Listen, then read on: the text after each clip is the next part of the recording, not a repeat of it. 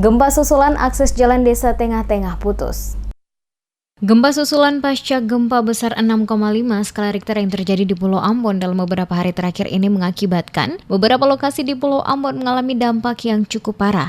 Salah satunya adalah pada lokasi desa tengah-tengah di mana dari letak geografis masih berada pada dataran Pulau Ambon, namun secara pemerintahan masuk pada wilayah Kabupaten Maluku Tengah, di mana pada desa tengah-tengah adanya akses jalan yang digunakan oleh masyarakat, baik yang akan datang ke desa tengah-tengah maupun menuju ke desa Tulehu dan kota Ambon yang terputus akibat jatuhnya material bebatuan dan pasir dari tebing gunung. Hal ini mengakibatkan ruas jalan tersebut mengalami kerusakan yang cukup parah di mana lokasi jalan yang biasanya dilewati kendaraan telah tertimbun material bebatuan dan pasir serta pepohonan yang tumbang akibat gempa termasuk juga faktor hujan. Akibat longsornya tersebut selain memutuskan akses jalan, juga memutuskan sebagian aliran listrik dikarenakan 2 buah tiang listrik ikut roboh akibat longsor yang terjadi. Hal ini diungkapkan langsung oleh Sekretaris Desa Tengah-Tengah Irfan Leurima. Kepada Demes Media Group dijelaskannya dengan terputusnya akses jalan mengakibatkan berbagai rutinitas warga tengah-tengah mengalami terhambat dan hingga saat ini belum ada pihak-pihak berwenang datang untuk melihat dan memperbaiki jalur jalan tersebut. Hal ini mengakibatkan warga untuk sementara menggunakan jalur jalan alternatif lain walaupun jarak yang ditempuh cukup jauh jika dibandingkan dengan menggunakan akses jalan yang saat ini tengah mengalami kerusakan.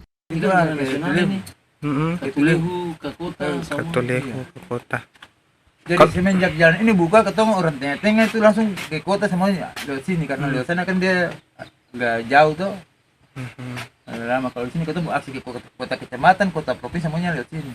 Oke, siap. Baru masyarakat sini tuh rata-rata dong punya ini kan ke kota Ambon.